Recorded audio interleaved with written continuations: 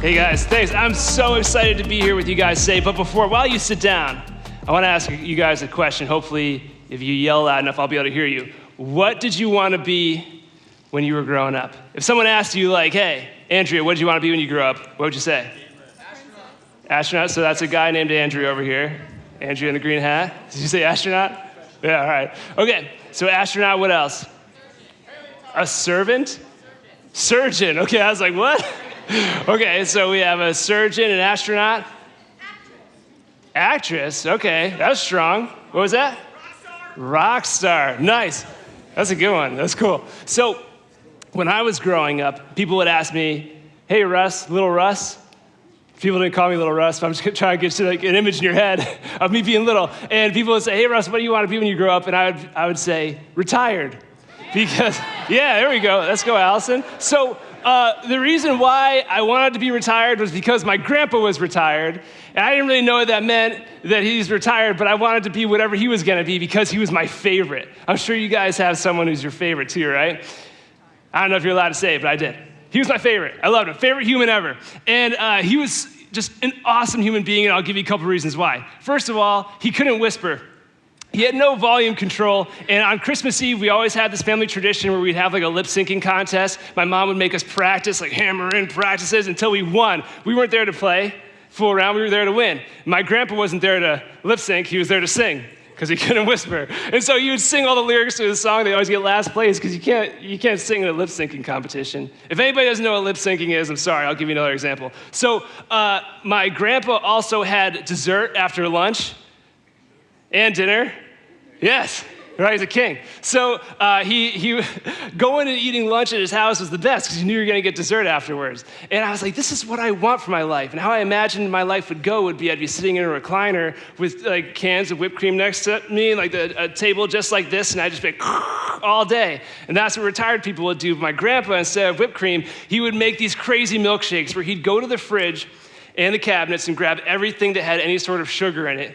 Even like fruit, I guess, even sugar, and maple syrup, chocolate syrup, milk, didn't matter what it was gonna be, orange juice. He would just add all the sugary things into the milkshake maker, make it, and we'd have it after lunch. It was the best. It's incredible. And he also had this motor coach that he loved. And it was white and blue, and it was 50 feet long, and he had to have a special license to drive it. And him and my grandma would travel all over the U.S. and vacation whenever they wanted to, wherever they wanted to. And growing up in Connecticut, anytime it snowed, it's like, hey, we're just gonna go to Florida. And it's like, this is the best. This is what I want for my life. And so we bonded over our love for jelly beans and cars. And I, just believe it or not, was actually his favorite too. And you can't say that because I have like, I don't know, 30 cousins, but I was, hands down. No one argues about it. I got dethroned for a short time when my grandma started having great-grandkids, but you know, I surpassed that when I had my own kids and it was like a whole like draft I had with my kids to make them the new favorite. And so, what happened was, my grandpa would work on like the engine of his motor coach. And it was a diesel engine, it was huge, and it was like 13 feet high. This thing was gigantic, it was like this giant vehicle. And he'd work on it, and I'd be right over his shoulder, like asking him questions about what he's doing, and he's like telling me about the motor coach and how like the diesel engine works. And I'd be like, this is awesome, this is incredible. And he would tell stories, and I would sit there and listen and ask questions about his stories, and everybody else at the dinner table would be falling asleep, and I'd be like, tell me more about that time you went and worked as a lumberjack. That's incredible. And so I was his favorite because he had someone that was interested in what he was doing, and I was interested in what he was doing, and he was interested in what I guess he was doing, right? We were just both interested in what he was doing. So on a normal trip, when I was 13 years old, which is like a normal, like, Grandpa and Grandma come over for dinner. We say, you know, see you when we see you. They travel across the U.S., like the West, and they go, and then my mom says, like, oh, like, Grandpa got sick, not super unusual. He had, like, some sort of metal flap in his heart where, like, you could hear it tick when he would breathe, like, in the car. He'd be, like, driving, like, and then you'd be like, tick, tick. It was kind of like a white noise machine, and it'd make me, like, sleepy in the car listening to his heart tick. So it wasn't unusual for him to get sick, but he got a little bit more sick than usual, and then my mom flew out there just to be with him in the hospital, like help my grandma and stuff with the motor coach, it's hard to drive.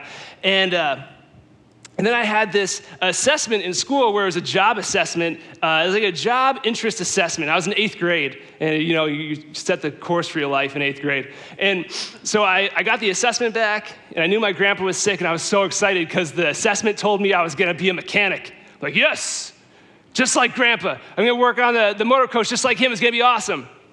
So excited to come back and share it, because I'm like, you know what? This might make his day a little bit brighter.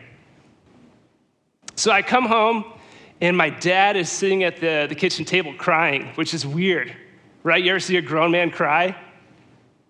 Hopefully I don't cry right now. It'd be awkward. Seeing men cry is weird. So seeing my dad cry, I was like, what's going on? And he's like, Russ, Grandpa died. And it destroyed me. I was like, this doesn't make any sense. How could Grandpa die? Why would God take Grandpa away, especially like he's so far away? He's not home. He's not with me. How could this be something good that God did? Because you know what? I love God. My grandpa loved God. That's how I was introduced to God in the first place. So how could this be a part of God's design for my life, for my grandpa's life?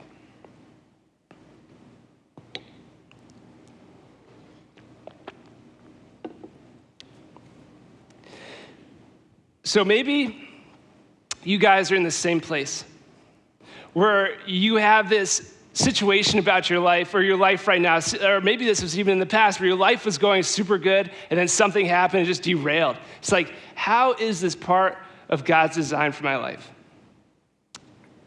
And it's hard when you're in the season to recognize how God's working and how this is a part of the design for your life. How God is going to redeem this. Something that was bad, something that was evil, how God is going to redeem this for something good in the future. And I had no idea in the moment, but looking back on my life, I could see how God used my grandpa's death to form the trajectory for my life for the next 19 years. It's a really incredible story. Being able to look back is super cool. So maybe you're in that place. Maybe you can look back and be like, you know what? I saw how God worked through this design, redeeming the things that were meant for evil for good.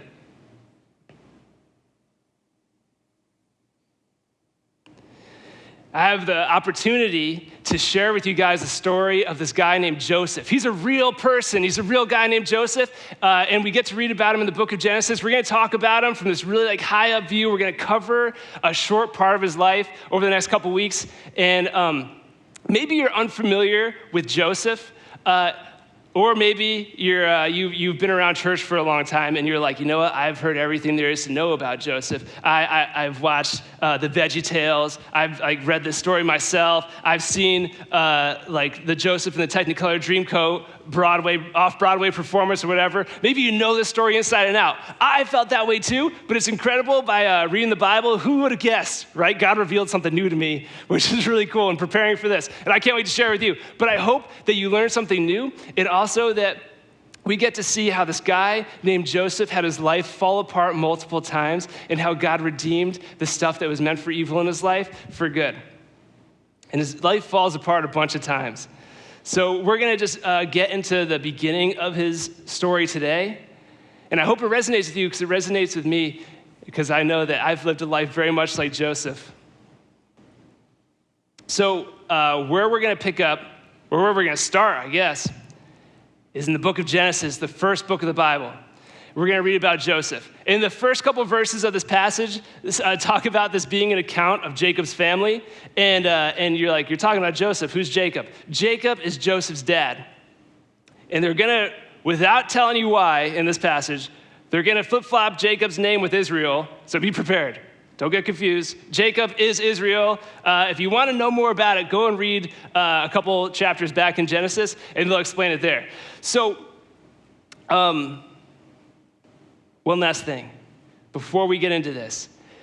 Go and read this for yourself. Feel free to read chapters ahead, chapters before, but definitely get into this book because it's really cool how God will reveal stuff to you for the first time. Because like I've said, I've read this story, I've watched the movies, and heard this story a ton of times, and I found something new in it. And so I hope you guys will too if you just read it yourself.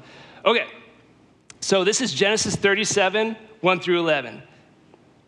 Jacob lived in the land where his father had stayed, the land of Canaan. This is the account of Jacob's family line. Joseph, a young man of 17, was tending the flocks with his brothers, the son of Bilhah and the sons of Zilpah, his father's wives, and he brought their father a bad report about him. One more thing, Joseph's family life is messed up. He's got like 4 moms, okay? His oldest brother lost the oldest brother position because he slept with one of the moms, all right? He's got a messed up family, and it's in the Bible. Now Israel loved Joseph, see there we go, Israel, more than any of his other sons because he had been born to him in his old age, and he made an ornate robe for him.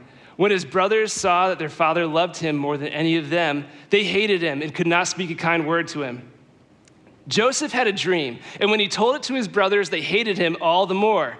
He said to them, "Listen to this dream I had. We were binding sheaves of grain out in the field when suddenly my sheaf rose up, stood upright, while your sheaves gathered around mine and bowed down to it." His brothers said to him, "Do you intend to reign over us? Will you actually rule us?" And they hated him all the more because of his dream and what he had said. Then he had another dream, and he told his brothers, "Listen," he said, "I had another dream, and this time the sun and the moon and the 11 stars were bowing down to me." And when he told his father as well as his brothers, his father rebuked him and said, "What is this dream you've had? Will your mother and I and your brothers actually come and bow down to the ground before you?" His brothers were jealous of him, but his father kept the matter in mind. All right, big time out really quick, because I want to talk about a bunch of stuff that happened here. This is what we're going to do. We're going to look at these like big passages because this is a story, and I can't take out like one verse and be like, this is Joseph, because it's like, this is the account of Jacob. It would be confusing if I only pulled out one verse and then tried to explain this, because it's a story. So I want to present you the story, then we're going to go and talk about it. All right, so now we're about to talk about it. So, Joseph, favorite son.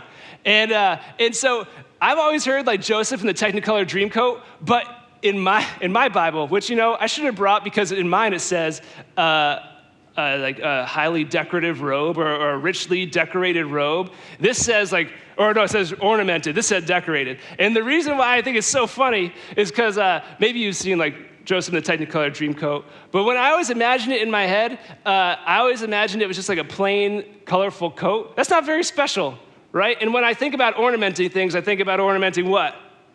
Christmas trees. So I'm like, of course Joseph is probably covered in bells, because if he's the favorite son and with like cows and cats and you want to keep track of them because they're your favorite, what do? You put bells on them, right? So I'm like, this coat is covered in bells because Jacob wants to keep track of Joseph because, you know, he's his favorite. He doesn't want him to go too far. He wants to hear him jingling all over the place. And like if it's decorated really nicely, probably has like all sorts of jingly bits on it, right? I feel like it makes sense, but you know, it's just my imagination.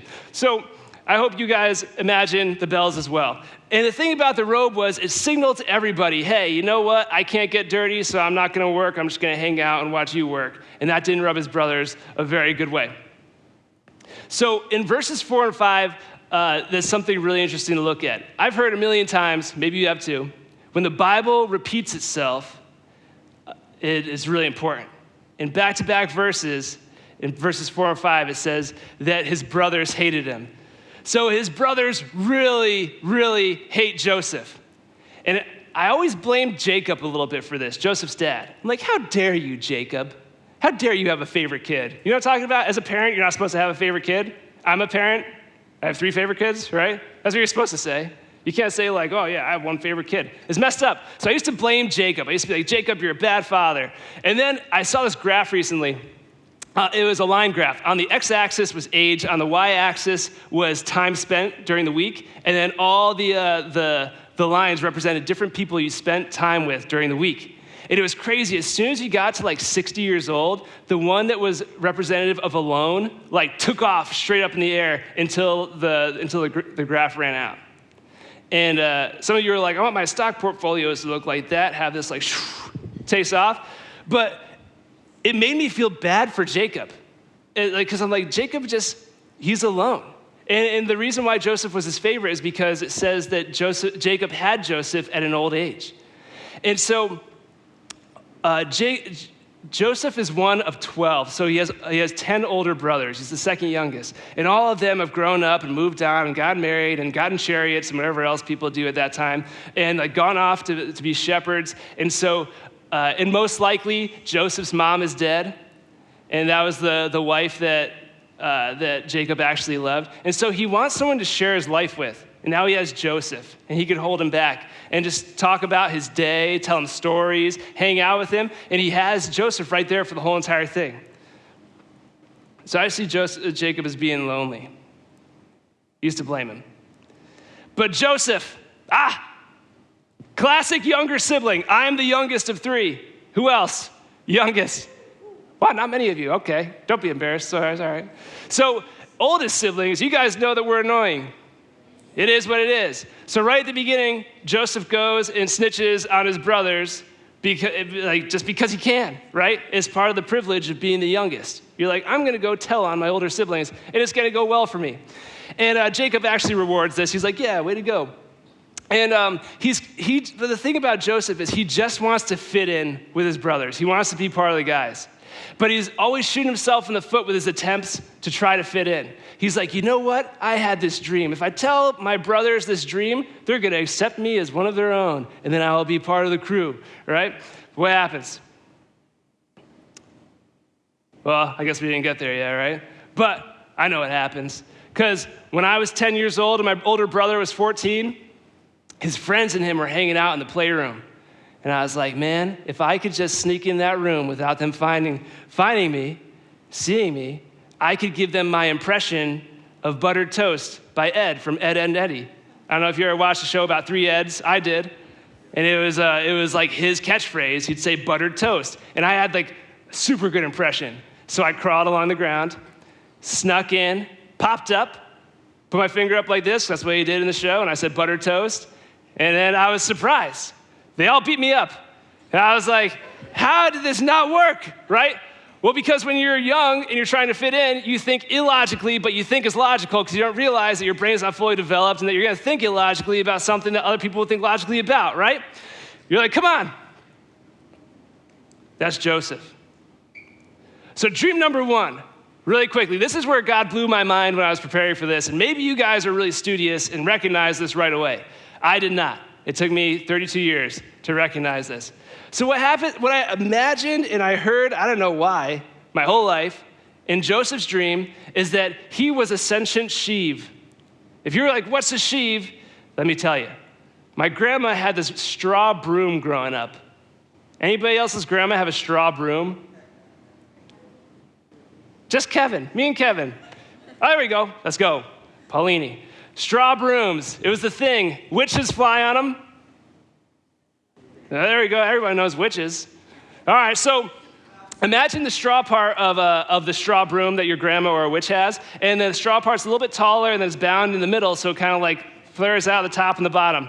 That's what a sheave would be. It's a big bundle of hay. And so I heard it as Joseph was the sentient sheave who stood up, and all of his brothers' sheaves, all of his brothers who were sheaves came over and bowed down to him. And I was like, wow, okay. But reading it this time blew my mind. I was like, how did I miss this over and over and over again until this point? So what it actually says is, Joseph says, my brothers and I were working in the field. They were not sheaves. And they were binding sheaves. And when Joseph was binding up his sheave, it stood up. And his brother's sheaves gathered around and bowed down before it. And I'm like, whoa. Because this is a book. So I could flip ahead and see what it means because I'm like, this is foreshadowing, right? In the moment, I'm sure Joseph is not like, oh, foreshadowing, this dream, of course, right? No. So what happened is, it's foreshadowing. Joseph is going to do this work so great and so big that his brother's work is going to come and submit and bow down before it because it's not even good enough to even stand. It can't even stand up. It says it gathers. So I imagine like a magnet system, or they just like roll or something. And the work is what's going to draw them close, and they're going to submit themselves and bow before Joseph's works. It's going to be so grand. It's like, whoa, that's some serious foreshadowing. That was dream number one.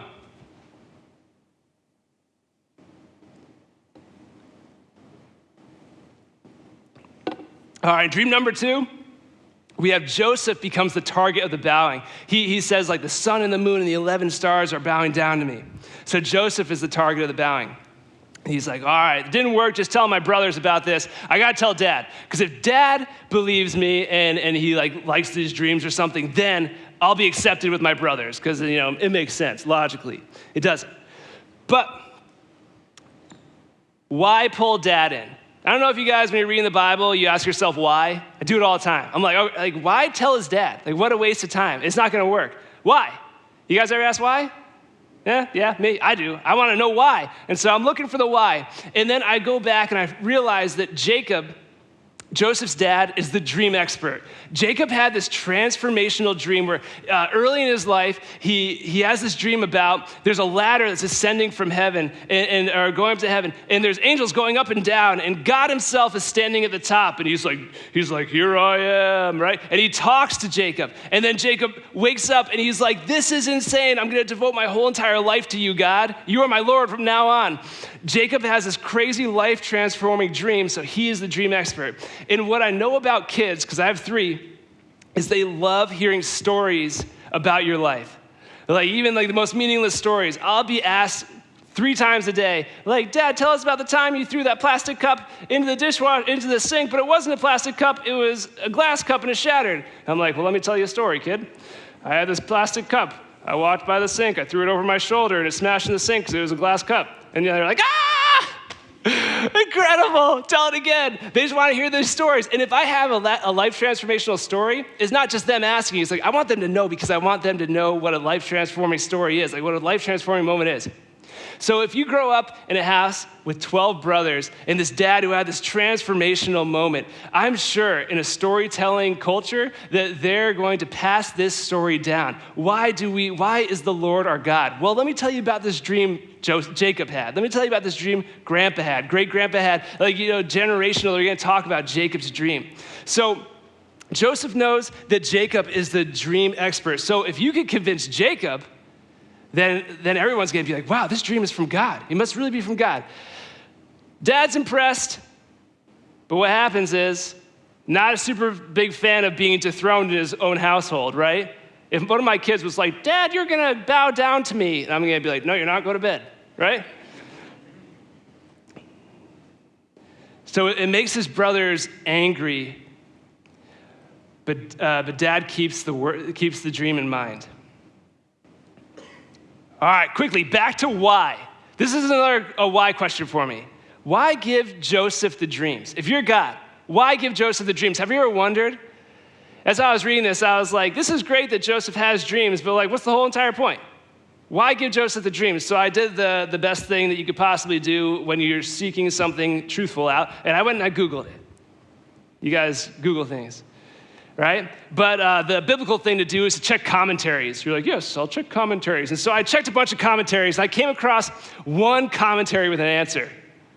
I was like, come on. And the answer was hope. That Joseph was going to need hope for what was about to come, and God knew it. And he knew that Joseph was going to need hope to survive. And so I really didn't like it, so I threw it out. I kept looking. And you know what? It was the only commentary with an answer, so I had to go back and accept it. And the more I thought about it, it made sense. Joseph's life was about to fall apart, and God knew it. And it's going to fall apart over and over again. And Joseph was going to need hope to survive. Because the dreams were God's promise for what's going to come for Joseph. He could look forward to that, being like, oh, you know what? Something bad is happening. You guys are going to find out what happens to Joseph. And he's like, but you know what? I know there's something greater. One quick thing about hope, too. Hope didn't cancel out, and it doesn't cancel out pain and tragedy.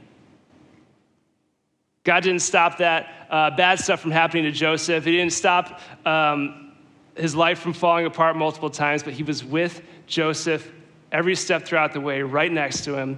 And he was constantly redeeming what was meant for evil for good. And we're going to see how that was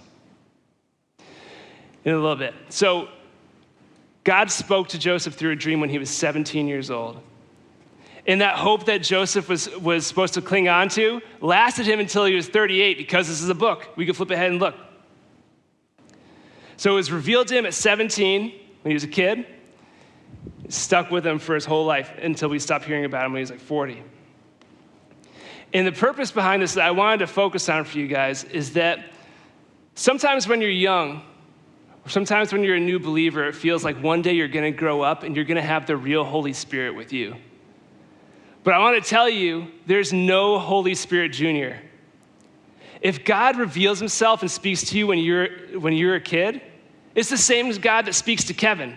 And he's over 50, I think.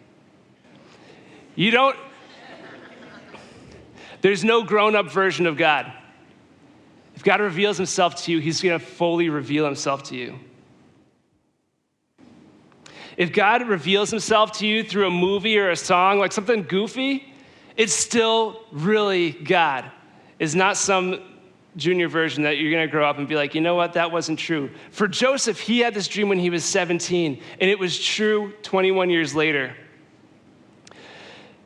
If he says it when you're young, it's going to be true when you're old. That's the first chunk. The second chunk's a little bit longer, but remember, there's a story, so I don't want to cheap out on any of the parts. So we're just going to finish this chapter, Genesis 37, 12 through 36. Now we find out the bad stuff that happens to Joseph. All right, I was kind of referencing a little bit. Now we're going to find out. Now his brothers had gone to graze their flocks near Shechem. And Israel said to Joseph, as you know, your brothers are grazing the flocks near Shechem. Come, I am going to send you to them. Very well, he replied. So he said to him, go and see if all is well with your brothers and with the flocks, and bring word back to me. Because he's a snitch, right? Send a snitch to do a snitch's job. Now we know why. Then he sent him off to the valley of Hebron. When Joseph arrived at Shechem, a man found him wandering around the fields and asked him, what are you looking for? He replied, I'm looking for my brothers. Can you tell me where they are, grazing their flocks? They have moved on from here, the man said. I heard them say, let's go to Dothan. So Joseph went after his brothers and found them near Dothan. But they saw him coming in the distance, and before he reached them, they plotted to kill him. Here comes that dreamer, they said to each other. Come now, let's kill him and throw him into one of these cisterns and say that a ferocious animal devoured him. Then we'll see what comes true of his dreams. When Reuben heard this, he tried to rescue him from their hands. Let's not take his life, he said. Don't shed any blood. Throw him into this cistern here in the wilderness, but don't lay a hand on him. Reuben said this to rescue him from them and take him back to his father. When Joseph came to his brothers, they stripped him of his robe, the ornate robe he was wearing, and they took him and threw him into the cistern. The cistern was empty and there was no water in it. As they sat down to eat their meal, they looked up and saw a caravan of Ishmaelites coming from Gilead. Their camels were loaded with spices, balm, and myrrh, and they were on their way to take them down to Egypt. Judah said to his brothers, what will we gain if we kill our brother and cover up his blood? Come, let's sell him to the Ishmaelites and not lay our hands on him. After all, he is our brother, our own flesh and blood. His brothers agreed.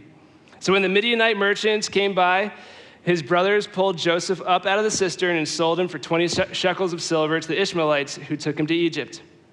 When Reuben returned to the cistern and saw that Joseph was not there, he tore his clothes. He went back to his brothers and said, the boy isn't there. Where can I turn now? Then they got Joseph's robe, slaughtered a goat, and dipped the robe in blood. They took the ornate robe back to their father and said, we found this. Examine it to see whether it's your son's robe. He recognized it, and he said, it's my son's robe. Some ferocious animal has devoured him. Joseph has surely been torn to pieces. Then Jacob tore his clothes, put on sackcloth, and mourned for his son for many days. All his sons and daughters came to comfort him, but he refused to be comforted. No, he said, I will continue to mourn until I join my son in the grave. So his father wept for him. Meanwhile, the Midianites sold Joseph in Egypt to Potiphar, one of Pharaoh's officials, the captain of the guard.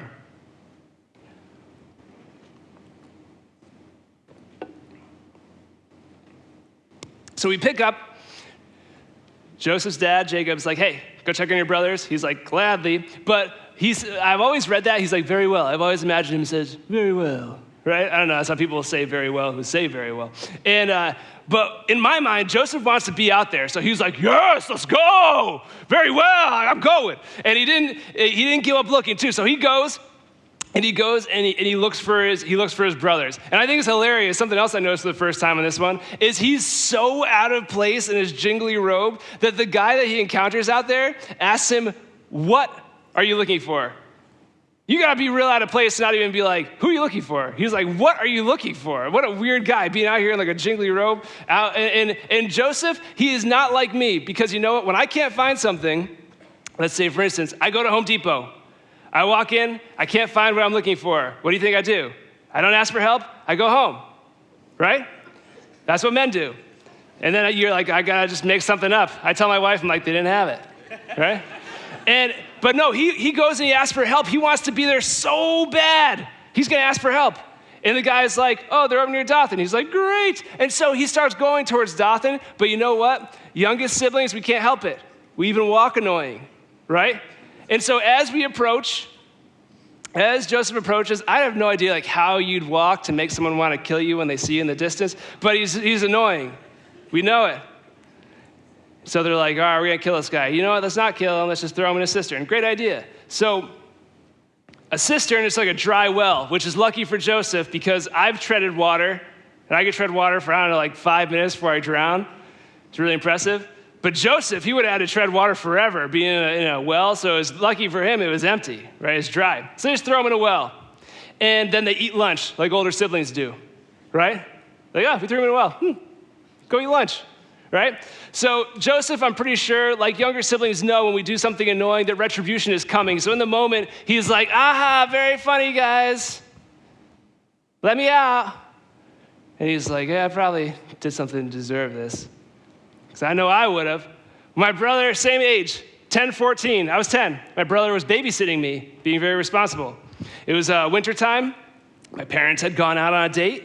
And my brother was like, Russ, check it out. And he went out into the snow barefoot. And he came back in like 30 seconds later. He's like, I just stood in the snow for 30 seconds barefoot. Can you do better? And I wanted my brother to love me. So I said yes. And so I ran out into the snow, and I stood there as he counted through the storm door. He was behind the storm door. And I was like, come on, Russ, you could do this, right? And I fought through the pain, and like it stopped being cold and started being like hot.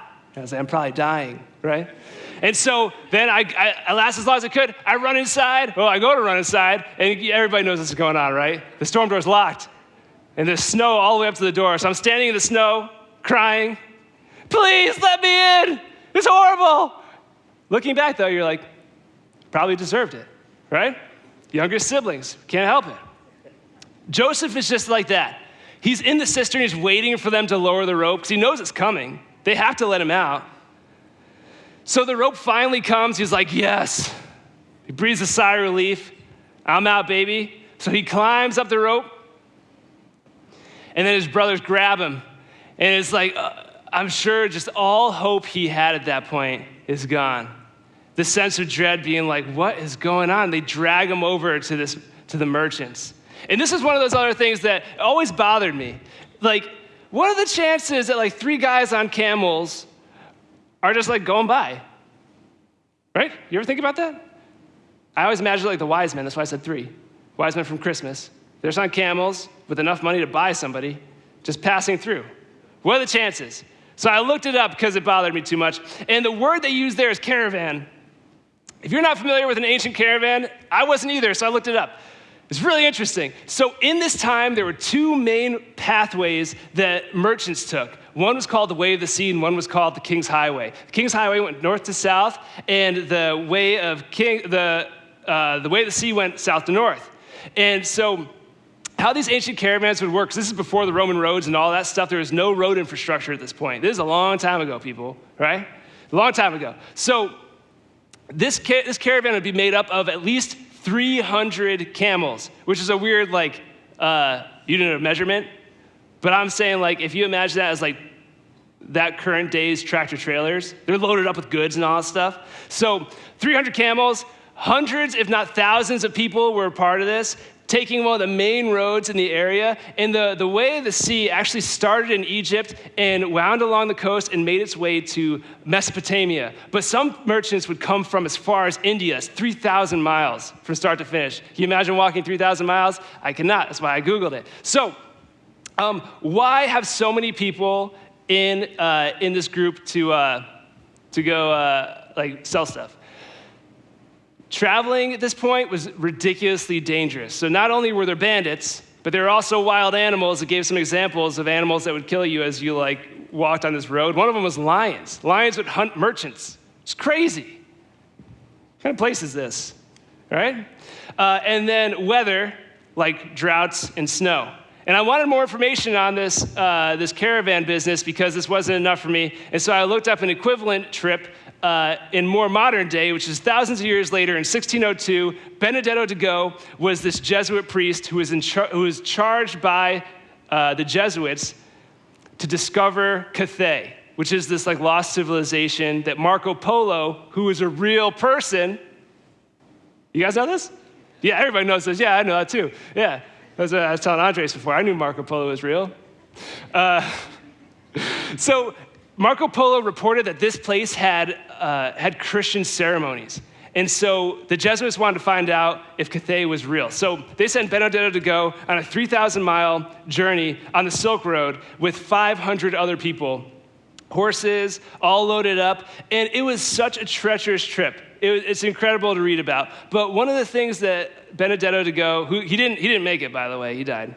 But, well, obviously, it was like 1602. He died on the trip. So Benedetto de Go wrote down how there were bodies just littering the sides of the road from bandits who had come by and killed the merchants for their goods. This was really dangerous. This is thousands of years later. So, spoiler alert, Cathay was just China. If you didn't know, it's a real place. Just like Marco Polo. So Joseph's brothers, going back to that. So this is the thing. The way of the sea went right on the west side of Dothan.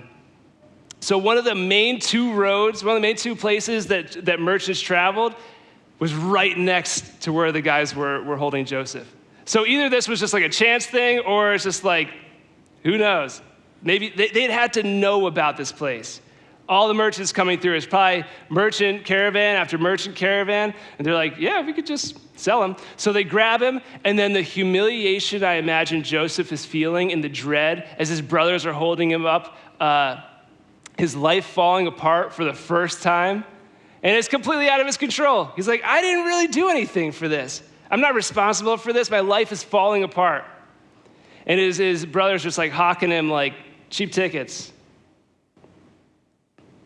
So Joseph's life has fallen apart for the first time, and it wasn't his fault. And the people that betrayed him were the people that he was supposed to trust the most, the people that he looked up to, the people that he loved, the family he was a part of, the people that you're supposed to be able to trust in life is your family. And they were the ones who betrayed him. And what's crazy to me is that we see through the passage that their hatred was intensified after God had revealed himself to Joseph. And I could see that being the case if this was like a family that had a history of like hating people and killing people that loved God. But this family that Joseph is a part of, God said, I'm going to use your family to bless the world. This is a key family in biblical history, in Christian history, in world history. This is a key family that God's going to use. And they let jealousy and anger behind someone having God reveal themselves to him to try to stop what God was going to do in Joseph's life. And this is something I really wanted to have you guys hear and remember. Even when humans intend to ruin what God meant for good, he won't let us. His promises are too good. God's promises are too good. He won't let people stop him from fulfilling his promises, what God meant for good. So the series that we're in is called Canvas Work. And if you're unfamiliar with canvas work, good, because I was too before this. Canvas work is a type of artwork that my grandma did when she was like more dexterous, right? Use your fingers for this. So what you have is usually it's a piece of canvas stretched over a piece of wood. My grandma loved to work in circles, great shape. Some people work in rectangles, whatever. And you take colored thread and some needles, and you push through the thread from front to back, pull it through, and then you snip off the back. And you have to have a pattern in mind when you're doing canvas work. You can't just start shoving in colored thread and hope for the best. It's not going to look good. Also, it's different than painting, because if you're painting like space, and then you accidentally, like your kid comes and draws a stick figure on it. Obviously, there's no stick figures in space. There's no going back and painting over it. You have to have intention and a design in mind. So a lot of people will like stencil out on top really lightly what the design is going to be for the canvas work. there's only a certain number of slots the threads could fit through. You get like one thread per slot. Otherwise, you're going to stretch out the canvas and make it distorted. So the intention and the design is really important.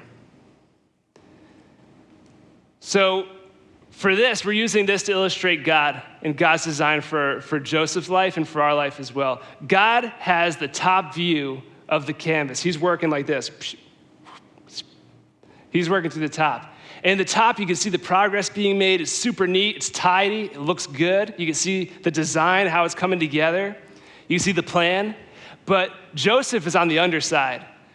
And it's really hard to actually find underside pictures of canvas work online because it's something that artists don't like to show because it's really messy looking. It's just all the threads just sticking out, all sorts of crazy directions. You can't even tell for the most part what's on the other side, especially if it's not a recognizable image. If it's like a smiley face, you're like, I don't know, this colors of a smiley face. I guess it's a smiley face. You flip it over, oh, it's a smiley face, right? But Joseph is on the underside. He could tell God's working. He could tell God's working some canvas work in his life. He could see the strings all hanging down, all the different colors. So there's evidence that God is working. He knows because he's had the dreams. Like, all right, I know God is working in my life. But then his life falls apart, and he's like, how can this be a part of the design?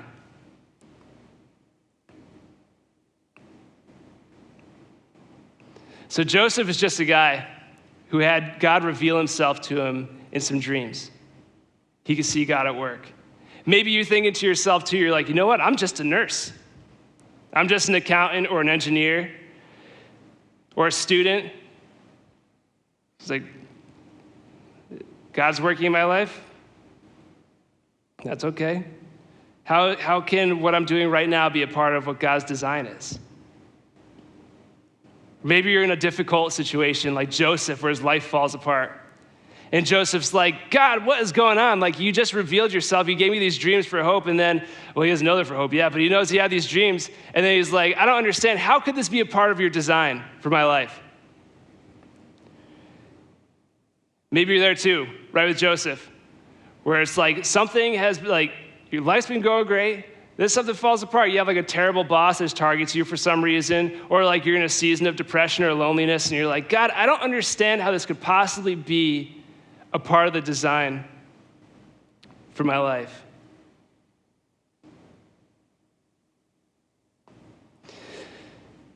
It's encouraging to be able to look back at Joseph's story because we could flip forward and back and we can see how God is going to constantly redeem what was meant for evil for good. And God hasn't left you alone to struggle and be alone. God's doing the redeeming work in the background. He's going to redeem everything meant for evil for good, including Joseph and including you. One more thing, too, is that with the canvas work idea, sometimes people, our life, just because we live in a fallen world, try to poke holes in our canvas, which we're going to get to more in next week, when people poke holes in our canvas. Luckily, we have a really good artist who's working the canvas. Redeeming what was meant for evil for good. So do you have a story in your life where God came through, and in the moment you were like, God, I don't understand how you're going to redeem this. I don't understand the process here. Like, how is this part of your design?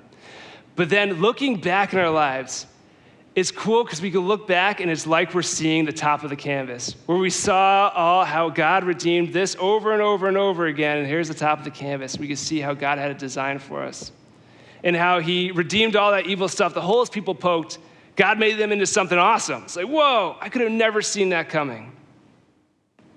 And for me, being this far out from my grandpa dying, it's cool being able to look back. In that moment, it was hard. It was a heavy, long season of being depressed. And I was just a kid. I had no idea how God was going to constantly redeem it over and over and over again and bring me through this crazy series of events that led me here to Black Rock. Off of that, 19 years ago. It's cool. It's looking at the canvas. You're just like, whoa, God, you are so good. That's so cool. Some of you have that story too, but then there's also some of you at the same time that you're like, I don't understand how this tragedy or this stress or whatever this is could be a part of God's design or how he could redeem it. So if you have one of those stories, I want to challenge you to share it. Share it with your friends. If someone is struggling and you're like, I'm in this season, I don't know how God's gonna redeem this. Feel free to talk about it. Bring it up with a friend and be like, hey, could you just listen to me and talk to them about your situation? Because in Romans 12, it talks about overcoming by the blood of the Lamb and the word of our testimony. And our testimony is how God has worked in our lives and redeemed what was meant for evil for good over and over again. So encourage one another with your testimony. Share your story. My last challenge for you is, if you're in the midst of a hard season, is to ask God, where is he? Where are you, God? Be bold. You're not going to scare God away with your questions. I'm going to pray for us really quick, and then we're going to talk about that last bit next week. All right, we get to see where God is in the midst of our lives falling apart, which is really cool. We're going to pray for us really quick, and just thank you for being here. Jesus, thank you for your word. Thank you for scripture that we could turn to and that we could learn from, that we could see your canvas work in. So we can remember that you are at work. You have been at work. You will be at work. You have a special design for our lives. And though it may be hard looking at the underside and being like, I don't understand how this is going to be good, that you have a special plan, that you have intention about the season we're going through, that if this season is something that was meant for evil, you're going to redeem it and turn it for good, and we're going to flourish because of it. Thank you for being a good God.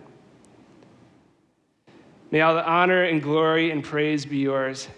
In your name, amen.